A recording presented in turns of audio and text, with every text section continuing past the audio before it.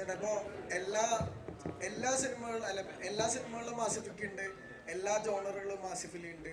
So what makes Asif Ali special എന്ന് ചോദിച്ചാൽ എന്താ പറയാ? ആസിഫ് അലിയുടെ ടാലൻറ്റ് തന്നെയാണ് that makes Asif Ali special for me. Other than is my best friend, my brother. Talent തന്നെയാണ് ഓരോ സിനിമയിലും. നമ്മൾ ഇപ്പോൾ ഞാൻ പറയാം, ഞാൻ ചെയ്യാത്ത ഇപ്പോൾ സൺഡേ ഹോളിഡേ, വിജയ് സൂപ്പറും പൗർണമിയൊക്കെ ആസിഫിന് വളരെ ഈസി ആയിട്ട് ചെയ്യാൻ പറ്റുന്ന കഥാപാത്രങ്ങൾ. അതല്ലാതെ ഇപ്പോൾ നമുക്ക് പേര് പെട്ടെന്ന് പറഞ്ഞാൽ കെട്ടുകളാണ് മാലാഖയിലെ ശ്രീവാച്ചനും പിന്നെ ഉയരയിലെ ഗോവിന്ദും ഒക്കെ കാണുമ്പോൾ ഒരു സുഹൃത്ത് എന്നതിനപ്പുറം നമുക്ക് തോന്നുന്ന ഒരു ഇഷ്ടമുണ്ടല്ലോ. ആ ഇഷ്ടം തന്നെയാണ് വീണ്ടും വീണ്ടും എനിക്ക് ആസിഫിനെ വെച്ച് സിനിമകൾ ചെയ്യാൻ തോന്നുന്നത്. ഇപ്പോൾ രണ്ടുപേര് തമ്മിലുള്ള ഈഗോ ക്ലാഷ് അല്ലെങ്കിൽ രണ്ടാളുകൾ ഒരേ സമയം റോ ആവുകയും എന്നാൽ അവർ രണ്ടുപേരും ഇടിച്ചിടിച്ച് നിൽക്കുകയും ചെയ്യുന്നതിന് പാൻ ഇന്ത്യ ലെവലിൽ തന്നെ അയ്യപ്പനും കോശിയും എന്ന് പറയുന്നത് ഒരു ടെക്സ്റ്റ് ബുക്കായി മാറിയിരിക്കുന്നു. ലോകേഷ് ഉൾപ്പെടെ ഈ സിനിമയെ പറ്റിയാണ് പറയുന്നത്. അപ്പം ഏതെങ്കിലും ഒരു പോയിന്റിൽ ഇപ്പോൾ സേ ഗോഡ് ഫാദർ നായകനൊക്കെ ഒരു ഇൻസ്പിറേഷൻ ആയ പോലെ അയ്യപ്പനും കോശിയും തലവനൊരു ഇൻസ്പിറേഷൻ ഒരു നമ്മൾ ഇതിൻ്റെ ടീസർ ഇറക്കിയപ്പോൾ മുതൽ ഏറ്റവും കൂടുതൽ കേൾക്കുന്ന ചോദ്യമാണ് ഈ അയ്യപ്പനും കോശിയും ഡ്രൈവിംഗ് ലൈസൻസ് പോലത്തെ ഈ ഈഗോ ക്ലാഷുകൾ വെച്ചിട്ടുള്ള. പക്ഷേ ഞാനത് ഇവിടെ ഉറപ്പായിട്ടും പറയണം എന്ന് വിചാരിച്ചൊരു കാര്യം തന്നെയാണ്. നമ്മൾ സംസാരിക്കേണ്ട വിഷയം തന്നെയാണ്. ഈ സിനിമ അങ്ങനെ ഒരു ഈഗോ ക്ലാഷ് വെച്ചിട്ടുള്ള സിനിമയല്ല. രണ്ട് റാങ്കിലുള്ള പോലീസുകാരുടെ ഈഗോ അല്ല ഈ സിനിമ, ഒരിക്കലും അല്ല. ആ ഈഗോ ക്ലാഷ് പ്രതീക്ഷിച്ചിട്ട് തിയേറ്ററിലേക്ക് പോകണം, അങ്ങനെ ഒരു കഥയേ അല്ല ഞാൻ പറഞ്ഞിരിക്കുന്നത്. ഇത് പൂർണ്ണമായിട്ട് ഒരു കുറ്റാന്വേഷണ സ്റ്റോറിയാണ്. പോലീസിൻ്റെ പ്രൊസീജിയർ തന്നെയാണ് ഇതിൻ്റെ എന്താ പറയുക സ്ട്രെങ്ത് എന്ന് പറയുന്നത്, ഇതിൻ്റെ പ്ലോട്ട് എന്ന് പറയുന്നത്. അപ്പോൾ ഇത്രയും ഓൺലൈൻ വീഡിയോ ഉള്ളതുകൊണ്ട് പറയുകയാണ്, ഇതൊരിക്കലും ഈഗോ ക്ലാഷിൻ്റെ സിനിമയല്ല. അയ്യപ്പനും കോശിയോ അല്ലെങ്കിൽ ഡ്രൈവിംഗ് ലൈസൻസോ പോർത്തൊഴിലോ നേരത്തെ പറഞ്ഞ ഒരു പടത്തിൻ്റെയും ജോണറിൽ പെടുന്ന പടമല്ല ഇത്. ആസിഫിന് അതായത് ഈ സിനിമയിൽ ബിജുചേട്ടൻ്റെ കൂടെ എൻ്റെ മുഖവും കൂടെ കണ്ടപ്പോൾ, അതായത് രണ്ട് ഹീറോസ് ഉണ്ട് എന്ന് തോന്നുന്ന രീതിയിലൊരു പോസ്റ്റർ വരുമ്പോൾ ഏറ്റവും കൂടുതൽ നമ്മൾ ഫേസ് ചെയ്തൊരു ചോദ്യം അത് തന്നെയായിരുന്നു. ഒരിക്കലും അതിനെ ഇൻസ്പയർഡ് ആയിട്ടുള്ളൊരു സിനിമയല്ല. തീർച്ചയായിട്ടും ഒരു ഈഗോ ക്ലാഷ് വരുന്നുണ്ട്, പക്ഷെ അതല്ല ഈ സിനിമയുടെ ഒരു മെയിൻ പ്ലോട്ടിൽ എന്നാണ് ഞാൻ മനസ്സിലാക്കിയത്. ചിരിക്കുന്ന ആസിഫ് അലിക്ക് പകരം റഫായ ആസിഫ് അലി ആ മാറ്റം പാടായിരുന്നു. അല്ല, അങ്ങനെ പാടെന്ന് പറയാൻ പറ്റില്ല. പലരും ഓർക്കാത്തതുകൊണ്ടാണ്. ഇപ്പോൾ എൻ്റെ ബൈസൈക്കിൾ തീവ്സ് എന്ന് പറയുന്ന സിനിമ നിങ്ങൾക്കറിയാം, ആ സമയത്ത് 2013 ഏറ്റവും കൂടുതൽ ട്വിസ്റ്റുകൾ നിറഞ്ഞ മലയാള സിനിമ എന്ന് പറഞ്ഞുകൊണ്ട് ആയിരുന്നു അതിനെ പ്രൊമോട്ട് ചെയ്തിരുന്നത്. ഒക്കെ ഇപ്പോഴും അത് ഇഷ്ടപ്പെടുന്ന ആൾക്കാർ. അപ്പോൾ അതൊരു ഔട്ട് ആൻഡ് ഔട്ട് ത്രില്ലറായിരുന്നു. അത് കഴിഞ്ഞപ്പോൾ വളരെ യാദൃശികമായിട്ടാണ് ഞാൻ സൺഡേ ഹോളിഡേയും വിജയ് സൂപ്പറും പോലത്തെ ഒരു പാറ്റേണിലേക്ക് എത്തിച്ചേർന്നത്. പക്ഷേ അത് തന്നെ ചെയ്തുകൊണ്ടിരുന്നിട്ട് കാര്യമില്ലെന്ന് എനിക്കറിയാം. അതുകൊണ്ടാണ് ഇഷ്ടപ്പെടുന്ന മറ്റു ജോണറുകൾ പരീക്ഷിക്കാമെന്ന് വിചാരിക്കുന്നത്. തീർച്ചയായിട്ടും മറ്റേത് ചെയ്യാന്ന് പറയുമ്പോൾ ഭയങ്കര റെപ്പിറ്റേഷൻ ഫീൽ ഇല്ല നമുക്ക് എല്ലാവർക്കും, എനിക്ക് തന്നെ. അതുകൊണ്ടൊരു മാറ്റിയുള്ള പരീക്ഷണമായിരുന്നു ഇന്നലെ വരെ സ്റ്റിൽ എൻ്റെ ഏറ്റവും പ്രിയപ്പെട്ട സിനിമയാണ് ഇത്. അതിനേക്കാൾ ഏറെ സമയമെടുത്തും ആലോചിച്ചും ഒക്കെ ചെയ്ത സിനിമയാണ് ഈ ഇപ്പോൾ തലവൻ എന്ന് പറയുന്നത്.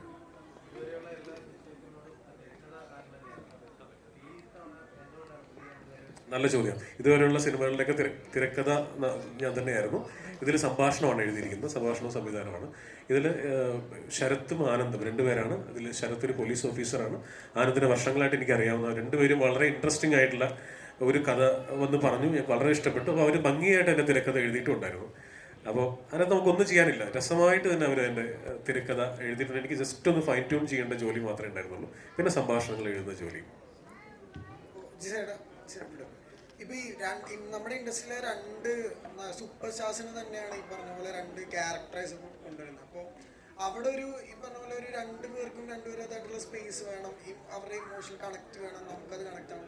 സോ അതിനു വേണ്ടിയുള്ള പ്രിപ്പറേഷൻസ് ഉണ്ടാവല്ലോ. കാരണം സ്ക്രീൻ പ്ലേ ഡിസൈനർ എഴുതാത്തപ്പോൾ അതിന്റെ കൺഫ്യൂഷൻസ് എന്തെങ്കിലും ഉണ്ടായിരുന്നു? അല്ല, അങ്ങനെ സ്ക്രീൻ പ്ലേ എഴുതാത്തപ്പോൾ എന്നുള്ളതല്ല, അത് സെറ്റിലേക്ക് വന്നിട്ട് എവറി ഡേ ഞാനത് ആ പ്രോസസ്സിലുണ്ടായിരുന്നു. ഈവൻ എവറി ഡേ ആസിഫിനൊക്കെ അറിയാം, നമ്മളത് ഇവരുടെ പെർഫോമൻസ് അനുസരിച്ച് മാറ്റി എഴുതാത്ത ഒരു ദിവസം പോലും ഇല്ല, ഒരു സീൻ പോലും ഇല്ല.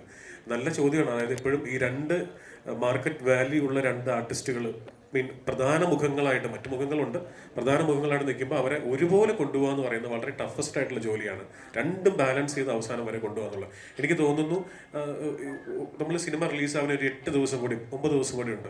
വേറെ ഒരു ക്ലെയിമിങ് ഞാനവിടെ ചെയ്യുന്നില്ല. ഭയങ്കര ഉദാത്തമായ ഒന്നുമില്ല. നിങ്ങൾ കണ്ടിട്ട് പറയൂ, നിങ്ങളാണ് പറയേണ്ടത്. പ്രേക്ഷകൻ കണ്ടിട്ടാണ് നമ്മൾ എത്രത്തോളം ചെയ്തത് ശരിയാണ്, ഇത് ബാലൻസ് ചെയ്ത് കൊണ്ടുപോകാൻ പറ്റിയിട്ടുണ്ടോ എന്നൊക്കെ. ഞാൻ ശ്രമിച്ചിട്ടുണ്ട്, ബാക്കി നിങ്ങൾ കണ്ടിട്ട് പറയൂ.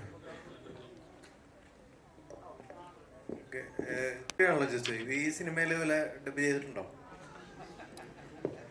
Smoking is injurious to health. പുകവലി ആരോഗ്യത്തിന് ഹാനികരം. അത് ഞാനാണ് പറഞ്ഞിരിക്കുന്നത്. അത് മാറ്റിയോ? ഞാൻ മാറ്റി. ആസിഫ്ക, ഈ അദ്ദേഹത്തിൻ്റെ ഒരു ഏറ്റവും നിങ്ങളെ കാണിക്കുന്നതിനൊക്കെ മുമ്പ് ഒരു എഡിറ്റിൻ്റെ ഒരു രീതി ഉണ്ടല്ലോ, വീട്ടിൽ പടം ഇട്ട് കണ്ടിട്ട് എല്ലാം ക്രൂരനായി എഡിറ്റ് ചെയ്ത് കളയുന്ന ഒരു രീതി, അത് തലവനിലും ഉണ്ടായിരുന്നു. തലവനില് ആദ്യം മുതൽ, അതായത് ഇതിന്റെ നമ്മൾ വായിച്ച് കമ്മിറ്റ് ചെയ്തൊരു സ്ക്രിപ്റ്റിൽ നിന്ന് ഈ സിനിമയുടെ ഷൂട്ടിംഗ് എന്ന് പറയുന്ന പ്രോസസ്സിൽ ത്രൂ ഔട്ട് ഈ സിനിമയ്ക്ക് ഒരു എവല്യൂഷൻ സംഭവിച്ചിട്ടുണ്ട്. എല്ലാ ദിവസവും ഷൂട്ട് ചെയ്യുന്നതനുസരിച്ച് അതിന്റെ സ്ക്രിപ്റ്റിന് ഇവോൾവ് ചെയ്യുന്നൊരു സ്വഭാവം ഉണ്ടായിരുന്നു. അത് ജിസ് വളരെ ബ്യൂട്ടിഫുൾ ആയിട്ട് തന്നെ ചെയ്തു. ആ ഷൂട്ട് ചെയ്ത സിനിമയിൽ നിന്ന് ഒരുപാട് ഫൈൻ ട്യൂൺ ചെയ്യാൻ ഇതിന്റെ ഫൈനൽ എഡിറ്റിലേക്ക്, ഇപ്പൊ ഈ സിനിമയുടെ ഷൂട്ട് കഴിഞ്ഞിട്ട് എന്താണ് ഇത്രയും ദിവസം ഇതിന്റെ റിലീസിന് എടുത്തത് എന്ന് ചോദിച്ചതിന് ഒരു മറുപടി ഇതിന്റെ ഈ ഫൈൻ ട്യൂണിങ് തന്നെയാണ്. എനിക്ക് നേരത്തെ ഞാൻ എടുത്ത് പറയണമെന്ന് ആഗ്രഹിച്ചതാണ് സൂരജിനെ പറ്റിയിട്ട്.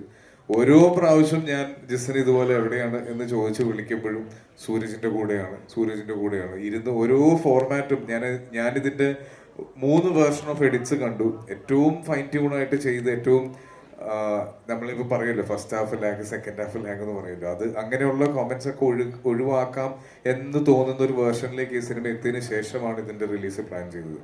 അപ്പോൾ ഒരു കണ്ണിച്ചോര ഇല്ലാണ്ട് ഒരുപാട് കാര്യങ്ങൾ ഇദ്ദേഹം കട്ട് ചെയ്ത് കളഞ്ഞിട്ടുണ്ട്. എന്റെ വീട്ടിൽ നിന്ന് സാധാരണ നിങ്ങളൊക്കെ ഉണ്ട്. ഞാൻ കേട്ടു ആ ചോദ്യം. ഈ സിനിമ വരെ എൻ്റെ വീട്ടിൽ നിന്ന് ഞാൻ പോകുമ്പോൾ വൈഫും ഒക്കെ ചോദിക്കുന്നത് മീറ്റിംഗ് ഉണ്ടല്ലേ എന്നുള്ളതായിരുന്നു. പക്ഷെ ഇതിന്റെ പോസ്റ്റ് പ്രൊഡക്ഷൻ തുടങ്ങി കഴിഞ്ഞപ്പോൾ ആ ചോദ്യം മാറി എഡിറ്റിംഗ് ഉണ്ടല്ലേ, അങ്ങനെ മാറി. ആസിഫ്ക, ഈ ബിജു ചേട്ടനായിട്ടുള്ള അസോസിയേഷൻ ഇപ്പം അനുരാഗ് കരിക്കുമ്പോൾ ചെയ്യുമ്പോൾ അത് പുതിയൊരു ജോണർ, അതായത് ലവ് സ്റ്റോറിയിൽ തന്നെ പുതിയൊരു kind of love story open ആയതാണ്. വെള്ളിമൂങ്ങ ഉണ്ടാക്കിയ ഒരു ജോണർ ഷിഫ്റ്റ് നമുക്കറിയാം. അങ്ങനെയുള്ള തമാശകൾ വന്നതാണ്. അപ്പം ആ മനുഷ്യനായിട്ടുള്ള അസോസിയേഷൻ ആക്ടർ എന്നുള്ള രീതിയിലും ഹ്യൂമൻ ബീങ് എന്നുള്ള രീതിയിലും അത് ഇപ്പം എത്രത്തോളം മാറിയിട്ടുണ്ട് ആ റാപ്പൊക്കെ? ബിജേട്ടൻ എനിക്ക് ഒരു സിനിമ ഒരു എന്താ സഹപ്രവർത്തകൻ എന്നുള്ളതിനേക്കാളൊക്കെ ഒരുപാട് വലിയ സ്പേസ് എനിക്ക് തന്നിട്ടുണ്ട്. എന്നെ വളരെ സ്നേഹത്തോടെ കൊച്ചിറക്കാന്നാണ് എപ്പോഴും ബീച്ചേട്ടൻ വിളിക്കാറുള്ളത്. അത് ബീച്ചേട്ടൻ്റെ കൂടെ ഷൂട്ട് ചെയ്യുന്ന സമയത്ത് ലൊക്കേഷനിലാണെങ്കിലും ഷൂട്ട് കഴിഞ്ഞിട്ടുള്ള നമ്മുടെ ഹോട്ടലിലുള്ള സമയമൊക്കെ ആണെങ്കിലും എല്ലാം ഒരു മെമ്മറബിൾ ആയിട്ടുള്ള സമയമാക്കി അദ്ദേഹം മാറ്റിയിരിക്കും എന്നുള്ള കാര്യത്തിൻ്റെ അത് ഒരു സംശയമില്ല. ഒരുപാട് ആസ്വദിച്ച് ജീവിക്കുന്ന ഒരു മനുഷ്യനാണ്. ഈ സിനിമയിലേക്ക് വരുമ്പോൾ ബീച്ചറിനെ പറ്റി എടുത്ത് ഒരുപാട് പോലീസ് വേഷങ്ങൾ ഇതിനു മുന്നേ ചെയ്തിട്ടുള്ള ഒരാളാണ്. ബീച്ചറിന്റെ ഫാദർ ഒരു പോലീസ് ഓഫീസറായിരുന്നു. ബീച്ചറിന് ഒരു നല്ല പ്രായം വരെ അദ്ദേഹം വളർന്നത് പോലീസ് ക്വാർട്ടേഴ്സിലാണ്. അതുകൊണ്ട് നമ്മളെക്കാളൊക്കെ പോലീസുകാരെ പറ്റിയും അവരുടെ രീതികളെ പറ്റിയൊക്കെ വളരെ കൃത്യമായി അറിയാവുന്ന ഒരാളാണ് ബീച്ചേട്ടൻ. അപ്പോൾ ബീച്ചേട്ടൻ ഒരു പോലീസ് സിനിമ കമ്മിറ്റ് ചെയ്യുമ്പോൾ ആ സിനിമയിൽ അല്ലെങ്കിൽ ആ ക്യാരക്ടറിന് അദ്ദേഹം എന്തെങ്കിലും ഒരു പ്രത്യേകത കാണാതെ ചെയ്യില്ല എന്ന് എനിക്കൊരു ഉറപ്പുണ്ട്. അപ്പൊ ഈ സിനിമയുടെ ഭാഗമായി അദ്ദേഹം വന്നപ്പോൾ അതും വലിയൊരു ധൈര്യമായിരുന്നു. നായികമാരോടാണ് സിനിമകളിൽ ഒന്നില്ലെങ്കിൽ നായകനെ നന്നാക്കാനോ അല്ലെങ്കിൽ നായകൻ എന്തെങ്കിലും ട്വിസ്റ്റിൽ അപകടത്തിൽപ്പെടുത്താനോ ആണ് നായകന്മാർ വരാറ്. അങ്ങനെ എന്തെങ്കിലും മുൻധാരണകൾ ഉണ്ടായിരുന്നു സ്ക്രിപ്റ്റ് പറയുമ്പോൾ? ചോദ്യം കേട്ടില്ല, ഒന്നും. സാധാരണ ജിസ്റ്റോ സിനിമകളിൽ ഒന്നില്ലെങ്കിൽ നായകനെ നന്നാക്കാൻ, അല്ലെങ്കിൽ ഒരു അപകടത്തിൽപ്പെടുമ്പോൾ രക്ഷിക്കാൻ, അല്ലെങ്കിൽ അപകടത്തിൽപ്പെടുത്താനൊക്കെയാണ് നായകന്മാർ പൊതുവിൽ വരാറ്. അങ്ങനെ എന്തെങ്കിലും ഒരു മുൻധാരണകൾ ഉണ്ടായിരുന്നു സ്ക്രിപ്റ്റ് കേൾക്കുന്ന സമയത്ത്? ഇല്ല, അങ്ങനെ പ്രത്യേകിച്ച് ഒരു മുൻധാരണ അതിനുള്ളൊരു സാഹചര്യമേ വന്നില്ല. കാരണം ആദ്യമേ വിളിച്ചപ്പോൾ തന്നെ ചെറിയൊരു ഐഡിയ തന്നിട്ടുണ്ടായിരുന്നു. അപ്പോൾ നമ്മൾ പ്രത്യേകിച്ച് ഓൾറെഡി നമ്മുടെ അടുത്തോട്ട് ഇങ്ങോട്ട് ഇൻഫോർമേഷൻ തരുമ്പോൾ പിന്നെ അതിലേക്ക് നമ്മൾ മുൻധാരണ വെക്കേണ്ട കാര്യമില്ലല്ലോ. അപ്പോൾ അങ്ങനെ കേട്ട് മനസ്സിലാക്കി തന്നെയായിരുന്നു പോയത്. അപ്പോൾ എന്താ പറയുന്നത്, ആക്ച്വലി ഈ പടം ജിസ്റ്റേട്ടനോട് ഇതുവരെ ഞാൻ പറഞ്ഞിട്ടില്ല കാര്യം. ഈ പടം ആദ്യമേ അനൗൺസ് ചെയ്ത സമയത്ത് ഇങ്ങനെ ജിസ്റ്റേട്ടൻ്റെ ഫിലിം ബിജു മേനോൻ ആൻഡ് ആസിഫ് അലി എന്നൊക്കെ പറഞ്ഞപ്പോൾ ഞാൻ ഇങ്ങനെ വെറുതെ മനസ്സിലിങ്ങനെ വിചാരിച്ചു, ജിസ്റ്റേട്ടൻ ഇന്നാള് അതിന് ഈ അനൗൺസ് ചെയ്യുന്നതിന് കുറച്ച് നാളുകൾക്ക് മുമ്പ് എന്തോ ഒരു ഇവന്റിന് കണ്ടായിരുന്നു. അപ്പൊ ഞാനിങ്ങനെ മനസ്സിലോർത്തു, ജിസ്റ്റേട്ടൻ പടം ചെയ്യാണല്ലോ, എന്നെ ഒന്നും വിളിച്ചില്ലല്ലോ എന്ന് ഞാൻ വെറുതെ മനസ്സിന് ഞാൻ വിചാരിച്ചു. പക്ഷെ ഞാൻ ചോദിച്ചല്ലോ, ഈ മൊമെന്റ് വരെ ഞാനത് പറഞ്ഞിട്ടുമില്ല. അത് കഴിഞ്ഞിട്ട് എൻ്റെ മോന്റെ ബർത്ത്ഡേയുടെ അന്ന് വൈകുന്നേരം കോള് വന്നപ്പോഴാണ് ഇതെന്താണ്. അപ്പൊ ഞാനിങ്ങനെ വിചാരിച്ച കാര്യങ്ങളൊക്കെ നടക്കുമോ? എന്തായാലും നല്ല എക്സ്പീരിയൻസ് തന്നെയായിരുന്നു ഈ ഫിലിമിലെ കാര്യം പറയുകയാണെങ്കിൽ. അങ്ങനെ ഒരു പ്രത്യേക ഒരു രീതിയായിട്ട് ഇങ്ങനെ നായകനെ നന്നാക്കുന്ന അങ്ങനെയൊന്നും കരുതിയല്ല ആരും കഥാപാത്രം ഒന്നും എഴുതുന്നതും കാര്യങ്ങളും ഒന്നും. അതിങ്ങനെ സംഭവിക്കുന്ന അതിന്റെ ക്യാരക്ടേഴ്സിന് ആപ്റ്റായിട്ട് അങ്ങനെ വരുന്ന കാര്യങ്ങളാണല്ലോ, എഴുതി ഉണ്ടാക്കുന്ന കാര്യങ്ങളാണ്. അപ്പൊ അപ്പൊ അങ്ങനത്തെ കാര്യങ്ങളൊന്നുമില്ല. എന്നാലും ഒരു എന്താ പറയുന്നത്, എന്റെ ക്യാരക്ടർ വളരെ ഇമോഷണൽ സപ്പോർട്ടൊക്കെ കൊടുത്ത് നിൽക്കുന്ന ഒരു ക്യാരക്ടറിനെ ഇപ്പൊ പറയാൻ ഉള്ള ഒരു സാഹചര്യമുള്ളൂ.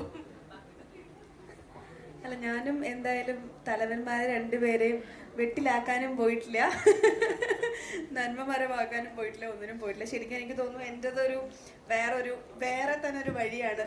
അന്വേഷണത്തിന്റെ ഒരു വല്ലാത്ത മുഖത്തിലേക്ക് അന്വേഷണത്തിന് ഏറ്റവും ഇമ്പോർട്ടന്റ് ക്ലൂസ് കൊടുക്കുന്ന കഥാപാത്രമാണ് അനുശ്രീ ചെയ്തിരിക്കുന്നത്. കുറച്ചും കൂടി നോക്കി പറയുമോ? ഞാൻ പ്രത്യേകം പറഞ്ഞിരുന്നു, ഞങ്ങൾ ഇവിടെ അറ്റത്തിരുന്നാലും ഞങ്ങളെ ഇടയ്ക്കിടയ്ക്കൊന്നും ബൂസ്റ്റ് ചെയ്ത് തരണമെന്ന് കിട്ടണില്ല.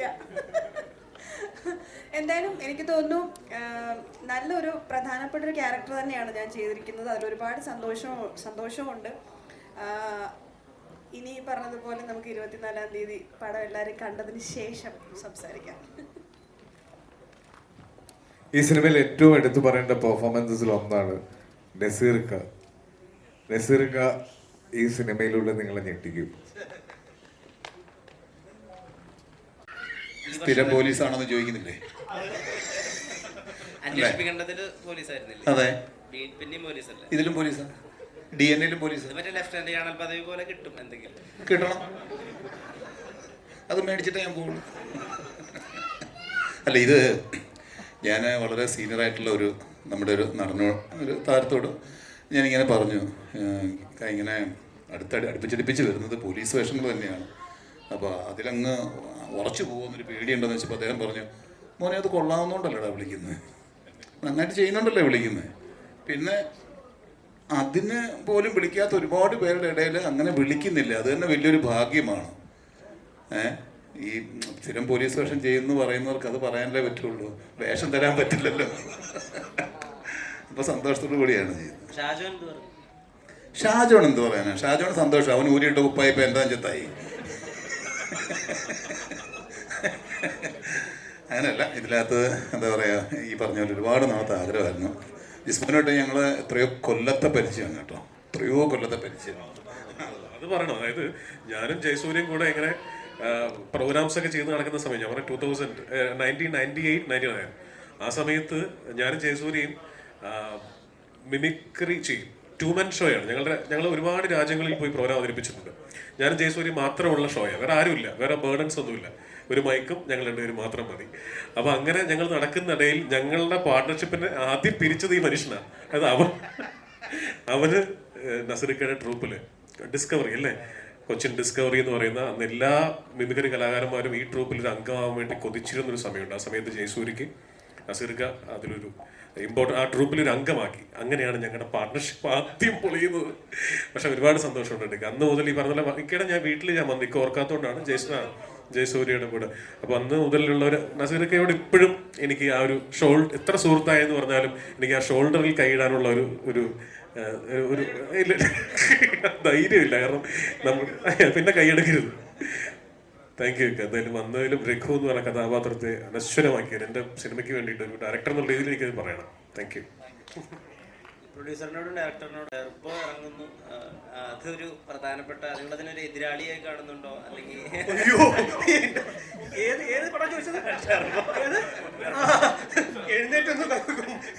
അല്ല, സീരിയസ്ലി നമ്മൾ പറഞ്ഞു വെച്ചാൽ നമ്മൾ സിനിമ റിലീസ് 24th നേരത്തെ പ്ലാൻ ചെയ്തതാണ്. 24-ാം തീയതി എന്നുള്ളത് നേരത്തെ ഫിക്സ് ചെയ്തതാണ്. നമ്മൾ അങ്ങനെയാണ് മറ്റ് കമ്മിറ്റ്മെൻറ്റുകളെല്ലാം ചെയ്തതും. ടർബോ 13-ാം തീയതി, ജൂൺ 13-ാം തീയതി ആയിരുന്നു അനൗൺസ് ചെയ്തത്. അപ്പോൾ അതിന് 3 ആഴ്ച ഗ്യാപ്പ് ഉണ്ടല്ലോ, അതിനു മുമ്പ് നമുക്ക് വന്നു പോകാമല്ലോ എന്നുള്ള തരത്തിലാണ്. അപ്പോൾ അവർ 23-ാം തീയതിക്ക് തിരിച്ച് ഇങ്ങോട്ട് മാറ്റിയപ്പോൾ ഞങ്ങൾക്ക് മാറാൻ വേറെ ഇടമില്ലാതായിപ്പോയി. അതെ, നമുക്ക് മാറാൻ വേറെ സ്ഥലമില്ലാതായിപ്പോയി എന്നുള്ളതാണ് അവസ്ഥ. വെക്കേഷൻ തീരുന്നു, പിന്നെ നമ്മൾ ഈ പറഞ്ഞ പോലെ നമ്മുടെ നേരത്തെയുള്ള കമ്മിറ്റ്മെൻറ്റ്സ് ഉണ്ട്. നമുക്ക് റിലീസ് ഡേറ്റ് കമ്മിറ്റ് ചെയ്തിട്ടുള്ള ഏരിയാസ് ഉണ്ട്. അപ്പം അതിന് നമുക്കൊരു സ്പേസ് ഇല്ലായ്മ സംഭവിച്ചത് കൊണ്ടാണ്. നിങ്ങൾ ട്രെയിലർ കണ്ടില്ലേ ടർബോയുടെ? അല്ലേ? എന്നിട്ട് ഈ ചോദ്യം ചോദിക്കണല്ലേ? അല്ല, ശരിക്കും അരുൺ പറഞ്ഞ പോലെ തന്നെയാണ്. നമ്മൾ എനിക്ക് തോന്നുന്നു ഏകദേശം ഒരു 1.5 മാസം മുന്നേ മുതൽ നമ്മൾ ഇതിൻ്റെ ഒരു റിലീസ് ഡേറ്റിൻ്റെ 2 ഡേറ്റ്സ് നമ്മൾ എടുത്തിരുന്നു. അതിനുശേഷം നമ്മുടെ തിയേറ്ററിൽ ഇറങ്ങിയ, ഞാൻ നേരത്തെ പറഞ്ഞില്ലേ, മലയാള സിനിമയുടെ ഒരു വസന്തകാലത്തിലാണ് നമ്മൾ നിൽക്കുന്നത് ഈ ജനറേഷനിൽ. എല്ലാ സിനിമകൾക്കും മികച്ച അഭിപ്രായങ്ങൾ വരികയും എല്ലാ സിനിമകളും വളരെ തിരക്കുള്ള രീതിയിൽ തിയേറ്ററുകളിൽ ഓടിക്കൊണ്ടിരിക്കുകയും ചെയ്യുമ്പോൾ നമ്മൾ വളരെ സേഫായിട്ട് കണ്ടൊരു ഡേറ്റ് ആയിരുന്നു 24. അപ്പോൾ അതിൽ ഭയങ്കര കോൺഫിഡൻസിൽ നിൽക്കുമ്പോഴാണ് പെട്ടെന്ന് ടർബോ പ്രീപോണ്ട് ചെയ്ത് 23rd വന്നത്. വൈശാഖനല്ലേ, പോസ്റ്റ്പോൺ ചെയ്യാനല്ലേ ചാൻസ് ഉള്ളൂ എന്നതാണ് നമ്മുടെ മനസ്സിലെല്ലാം ഉണ്ടായിരുന്നത്.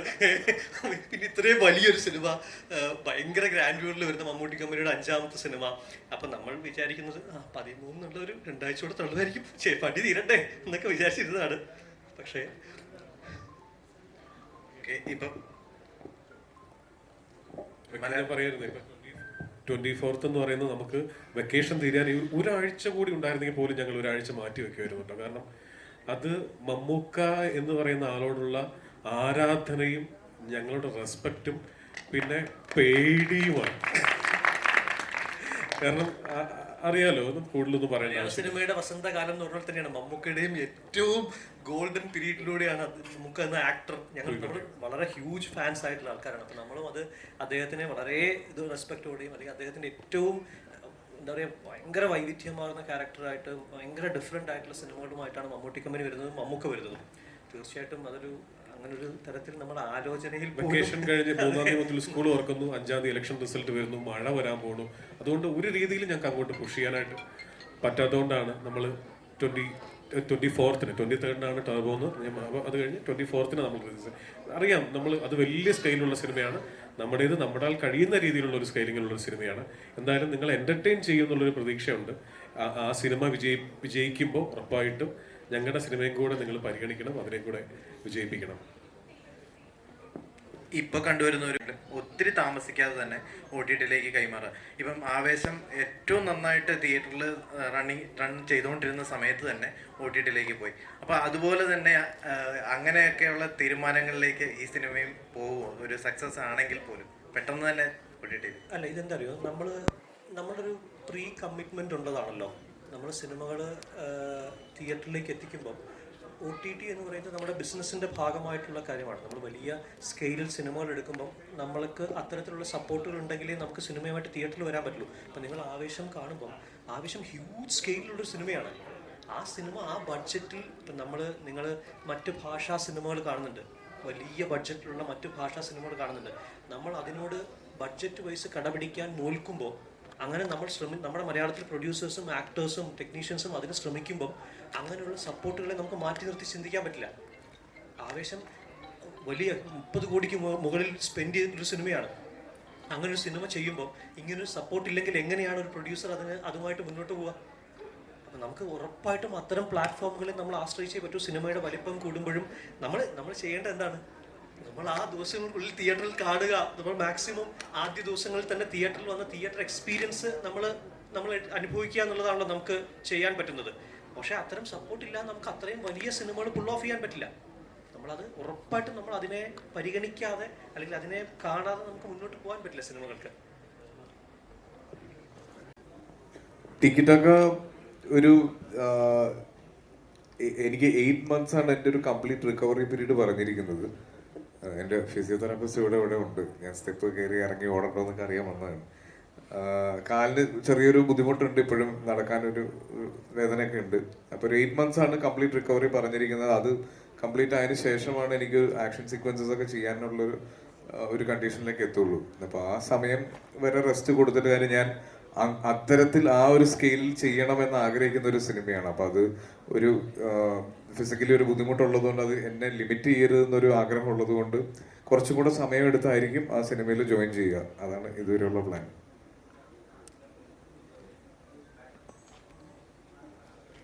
എല്ലാവരുടെയും പ്രസൻസിനും സപ്പോർട്ടിനും നന്ദി അറിയിക്കുന്നു.